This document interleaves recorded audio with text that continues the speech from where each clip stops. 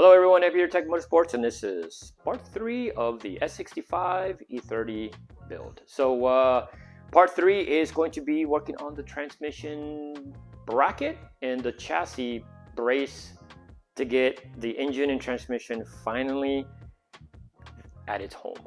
Its final resting home, or I'm hoping the final resting home. But before we get into that, let me get to one little boo-boo that I made. It wasn't a boo-boo on me, but it was a boo-boo on the car. It drove me nuts, and if you remember from part 2, I had to take the car off the lift and then bring it back on the lift because I had another car that was coming in, and started leveling the car, getting everything all situated, the chassis and the engine, and that's when I noticed that the actual engine was lower on the passenger side. So I pretty much threw a temper tantrum about it, and I went back and forth, of course not on camera, back and forth, just making sure that it was level, and it was level. I found out what it was. There is a small little like stud sticking out on the actual fender well right here, and the level kind of got pushed back into it to where it looked like it was off of it, but it was on it, and it threw me off. I already got the fix for it, and I haven't done it, but I already pretty much got it set. And it was off just pretty much right about 1/4 of an inch. So I was able to put a spacer in between the actual motor mount and the motor mount bracket itself. So I will be welding a section back on there, and one bracket will be different from the other bracket, but it doesn't make a difference so long as the engine is level. And there is plenty of actual thread for the nut to be tightened down on that, and sweet. So crisis averted. You should have seen me just pulling my hair out thinking, what the heck did I do wrong? But sweet, got past that, and now we're on to this. So the tranny, 2 sections of the tranny mount. So section number 1 is going to be creating the one that's on the transmission itself. This is the DCT OEM one, aluminum, light, not like the one I'm going to be building, but it is what it is. And yes, we've decided to utilize the actual E90 square transmission mount. So that's what we've got going on at. So the 6-speed manual transmission did not come with one of these, and plus when I put this up underneath on the tonneau with the transmission under, it is wide. So what I'm going to do is I'm going to shrink it a little bit, and to make it fit in the tonneau, which is a lot smaller than the E90 tonneau. So of course, start with a template, and so I got my template made and was able to put it on my little sheet of metal. This is the 1/4 inch, still using this bad boy. And then if you pay attention to the mount here, they have a little section that they go in there, and my 1 inch by 1 inch little tube, cut that down and drill the hole, and that is, oh, there goes the nut, and that is how it's going to get mounted on this bad boy. So there is one more section that I have to go in and cut, and it is the sections to where this is going to become one full item. So this is going to be some angling and get it all correct, and also it is going to be right in front of the actual boat itself here, but there's going to be enough room, and the bolts will be short enough to be able to take the bolts out and put them in. So yeah, and that's pretty much going to be for the mount on the transmission. And then I'll have to end up starting once this gets done and gets bolted in place and I'm happy with it, then the actual chassis brace, which is going to then bolt up to those nice green tranny mount. So yeah, so I'm going to get plugging away with that, and hopefully this will be done today, and starting on the chassis brace. All right, so here is the new bracket. Oh, look at that. She's such a gem. A little heavier than this, but that's what happens when you use metal versus aluminum. Maybe one day I'll get to the aluminum. Maybe, but let's just stick with the metal. So yeah, so this one is done. What I end up doing is from the base here to this to the mount itself, comparing it to the DCT one, is shorter. So it made it a little bit easier, or it's going to make it easier. So when I go create the actual chassis one, it's not going to be so big, because it did stick out further towards the rear of the car. So I also made sure I had enough clearance so that I could remove the bolts underneath here. And these are easy to get to. And like I stated before, that I have these angle cut, so that way there's plenty of room for the glebo, and a little access port here, so that way I can get a wrench and be able to take the nuts off the glebo down the road, because I don't want to be making something that is going to be a pain in the butt to remove later on down the road, because what's going to end up happening is probably going to be me removing it or having to do something to it, and then I'm going to be like, what the heck was I thinking? So I want to make sure that when I do some of this stuff, it is going to be accessible. Something, you know, it's not going to be one of those bolts or nut that you're going to be cussing up a storm thinking, who in the heck put this here? So I'm hoping that this pans out perfectly fine, but as of right now, everything looks good. There is plenty of room in that area. Next thing is just to start on the chassis bracket, so I'm going to get going with that.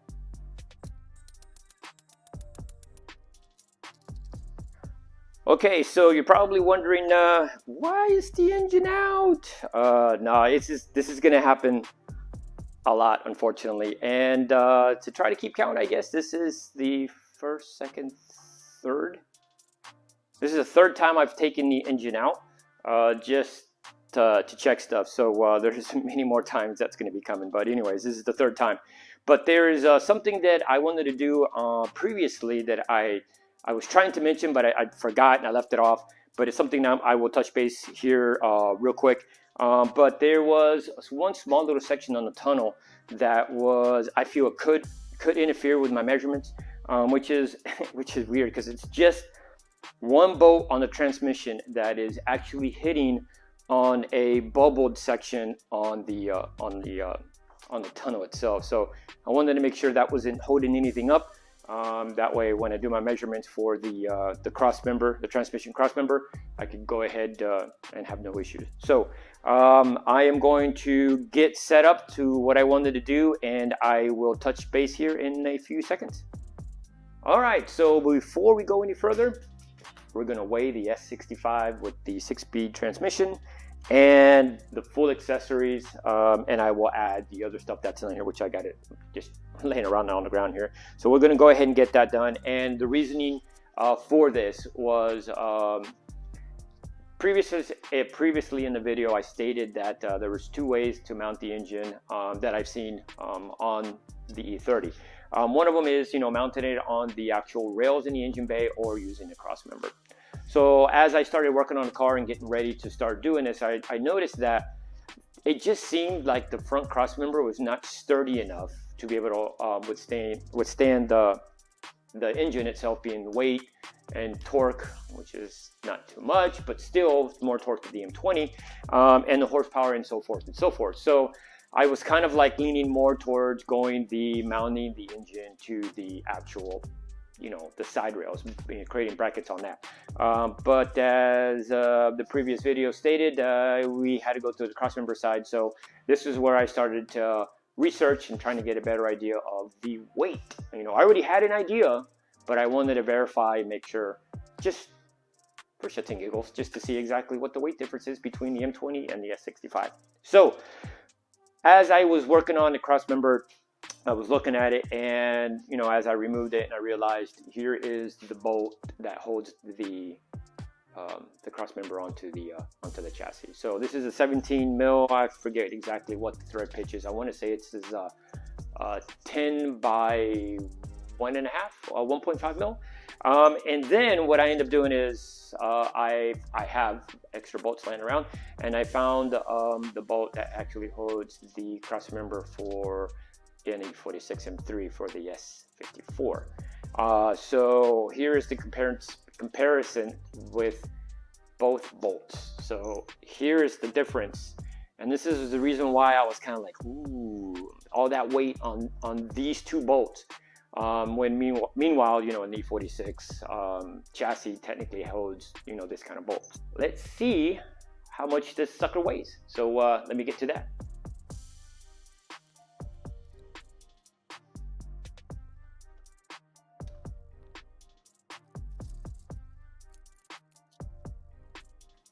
Okay, so there she is. She's off the ground, and I think I got everything. Let me go into a little bit more detail. So when I was searching on the internet trying to get an idea of how much an M20 weighed, what I was able to find was one motor, and a guy did actually have a picture of the actual M20 on the scale.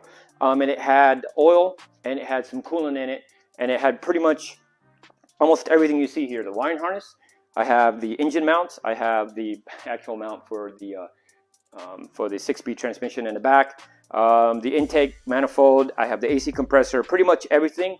But this motor is completely dry. What I mean by that is it has no oil, and it does have very little coolant in it, only because it was shipped here, so technically they need to be empty. So where we're at with that, I don't know if you can end up seeing it through there, but let's take a look at the number real quick.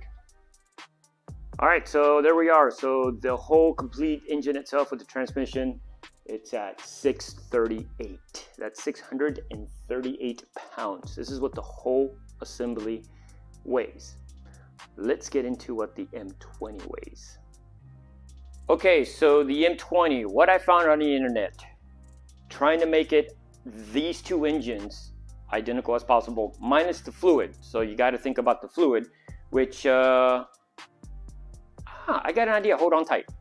All right, so I put oil and I got antifreeze on the motor now. So let's take a look at the new number, which they should be in full comparison. So we're at 6. Darn it. Let's see if I could get it to go.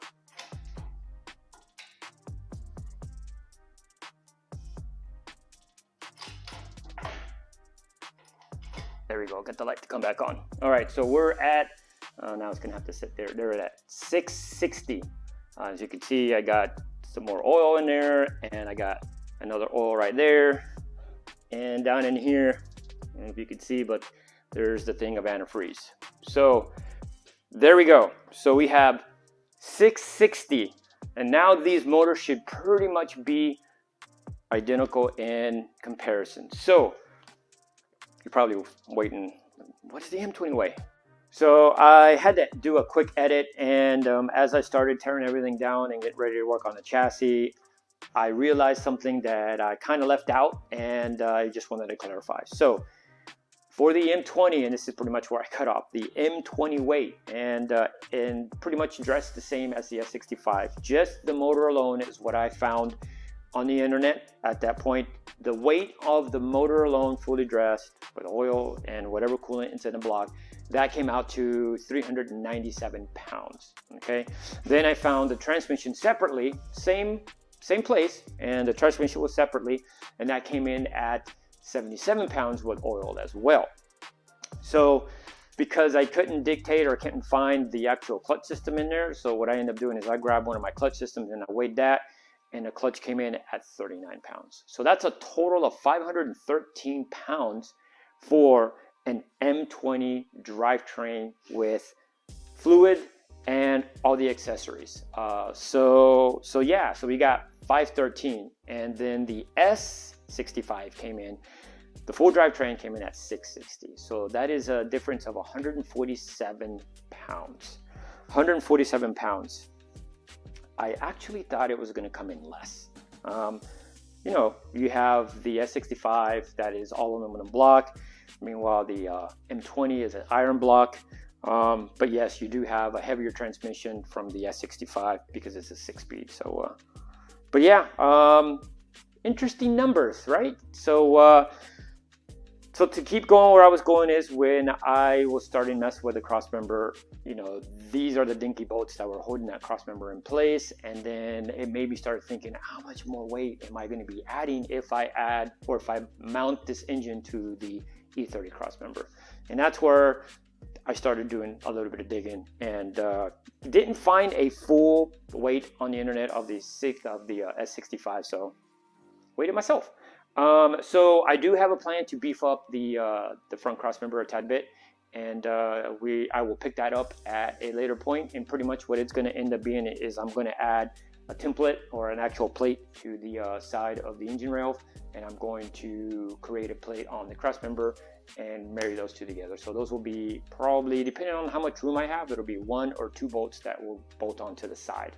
So that right there should give me plenty of sturdiness for the additional weight on the mostly on the front axle. So yeah, interesting numbers that we found, and yeah, it's gonna keep plugging away. So I'm gonna get back on this thing and get this motor back underneath there and finish the transmission crossmember. Okay, so here is part of the transmission crossmember. So took me a little bit to actually figure out how am I going to lay this in there. This chassis does have a few mounting points that you could use to do this. So it was just trying to pick the one that would best fit the build and what I have planned. So so one of the things that I was trying to do is keep the exhaust in mind as well. At this point, the exhaust is going to come between the transmission and in this section here, and it's going to connect behind the glebo and go center exhaust all the way towards the bumper. So I didn't want to create something behind the glebo and utilize these mounts here. So what I end up doing is also trying to be mindful how far it hangs down.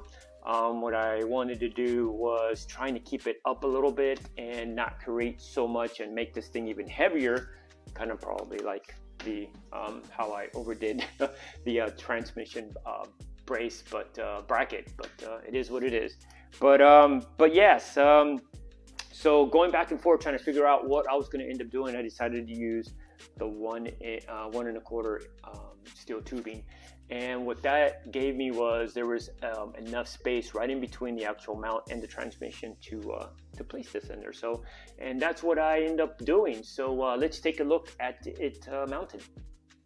All right, so she's bolted on, and as you can see, there's a little bit of a gap right here so that I could build the actual rectangle, let's say, seats for it for the mounts to sit in, and then I'll be welding them on here onto the crossmember itself. So as you can see, it's a little bit closer to the transmission. I just want to give myself more room here to create the brackets themselves. So so yeah, that's pretty much where it's going to lie. She is up towards the chassis, so that gives me a little bit more ground clearance down underneath. So yeah, this is how she's gonna get bolted on. And as you can see, this is the area that I was talking about that originally I was going to try to use is mounting the brackets from here to here and going forward, but it just would have been pretty darn big. I mean that from here to here is probably about 8 inches, 9 inches, maybe 10 inches in between there. So it would have been kind of overkill. So that's where I came up with that little section. Like I stated, there was a nice little space right there that the tubing would have went in there. And yeah, so that's the route I went. And like I stated, it gives me plenty of room for the exhaust to start come together right here. So yeah, so now it's just time to complete the transmission crossmember, and I'm going to start on creating the actual transmission mount brackets. Okay, so got it done. So this is the final product. So that's what's going to technically hold the transmission in place. So I ran into a little bit of an issue, and so I had to kind of rethink these, and I actually had to go and remove the actual transmission bracket itself and modify that to get it to work. And what was going on was because of the angle of the actual mounts when I went to go slide this in, when I created the new cups for them, the bolts were too far apart and I wouldn't be able to go in get it in there. So I had to do a little bit of modification to it. So here is what I end up doing to the transmission bracket.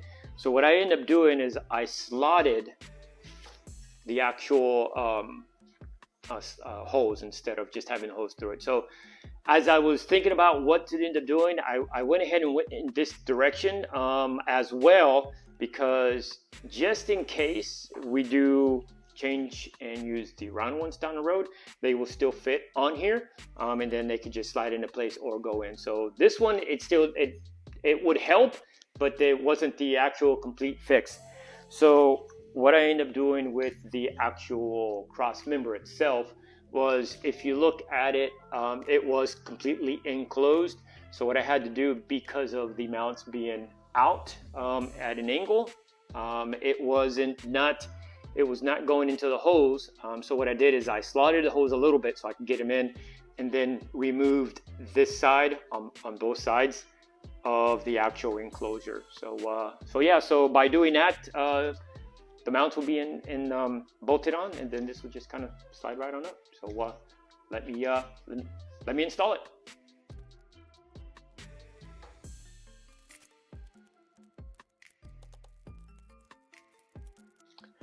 All right, so there she is, completely installed.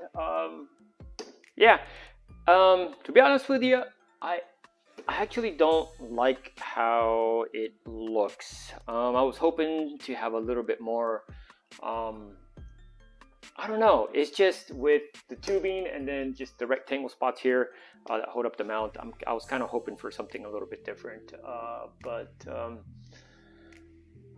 well, it is what it is. I don't know if I'll change it, if I just leave it like that. So we'll just see how it all works out, and how I like it, and maybe down the road, before we get all these parts and them off the powder coating, maybe I'll revisit it and see if I decide to change it up a tad bit. But it just looks plain, if that makes any sense to you guys. It just doesn't look like it's got kind of like the engine brackets.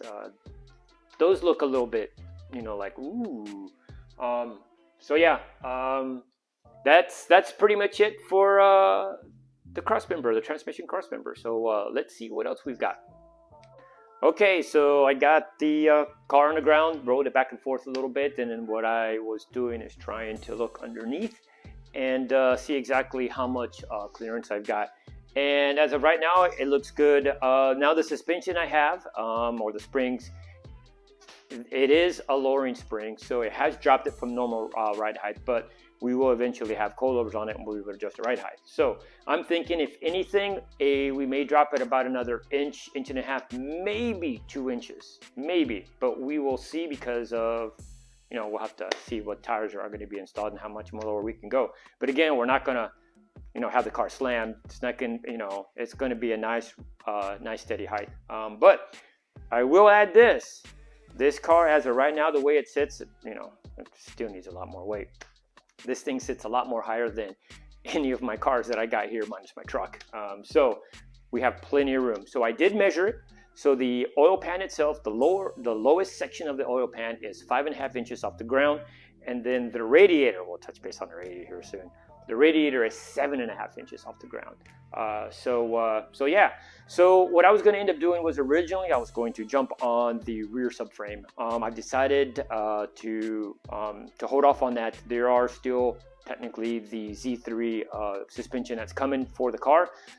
So I'm still waiting on that, and I do need to make the car mobile, rollable. So I decided to stop on that, but I did jump on the radiator, and I started getting the radiator done. So on the previous videos, I mentioned that I've already kind of mocked it, and I know what to end up cutting. Well, this time I went ahead and cut the radiator, cut the sections out, and also I removed the section on the side railing so that I can install the AC compressor. Unfortunately, I do got to go a little bit more over, and the reason why I didn't go all the way over is because there is a section on the chassis itself that kind of curves up a little bit, and it's a little bit more of a thicker metal. So I was hoping I didn't have to go into that at all, or if any, just barely. But unfortunately, I do have to go about another inch, maybe 1.5 inches further back to be able to clear the actual AC compressor. So let's take a look at the radiator real quick and see what I've gotten done so far. All right, so there we go. and as you can see, the radiator is has been dropped. And if you look, the radiator is not quite as far down as where it should be on the E90, and that's what I'm trying to mimic, is trying to get it down low enough so that we can clear the intake boot itself, or the intake tube. So I can go a little lower, and I probably will go just a little bit, but it's just hanging there right now with zip ties. And yeah, so here's the section that was cut out, as you can see it there. And that was another reason why it was cut out. As you can see that the radiator hose ender towards the bottom, the connector, I needed some clearance on that. So yeah, and there is for the AC compressor. As you can see, I just need to go over a tad bit more. I normally marked it right here, just to give myself plenty, but that's where I was coming into the other section down towards underneath that I didn't want to cut into yet. So yeah, there's a bit of a gap there, which is going to give me plenty of room to run any hoses on top that need to be. And then there's the radiator itself, and just see how far down it goes. And as you can see, the radiator's still higher up than the engine. So now for the radiator support, I went ahead and cut that whole section off down there towards the bottom. That was technically roughed it out on the passenger side over there in a corner, so I had to repair that. So I just cut the lip and the mountings off for that and just dropped her in there. As you can see, if I do go a little bit lower, I may have to cut into that section right there where the aluminum is at, but I do have a little bit of room to slide the radiator over to the passenger side of the vehicle. So yeah, she's starting to come together little by little, and that's the next thing, is just finalizing the radiator for the intake, and then by that time the hoses will be okay. I know that the radiator's probably just a tad bit more closer to the engine than the actual E90, E92. So, but I'm sure we could make it work. So sweet. Okay, so this is going to conclude part 3 of the build, and we'll be picking up part 4 a little bit further down the road, unfortunately. I have some cars that are waiting to come in. I wanted to get to this point to have the engine and transmission are bolted to the actual chassis itself. So I got to that point. I was hoping to at least start tackling the rear subframe, but I had to put that on hold for a little bit. Still waiting on parts, like I stated, and yeah, at least I got the radiator kind of somewhat in place, or have an idea where it's going to end up going. It's just a matter of making sure everything else around it is going to be going through smoothly. So yes, so it's it. Part 3 over, and like always, please help the channel out, and by doing that, you got to like and subscribe, and hope to see you in part 4.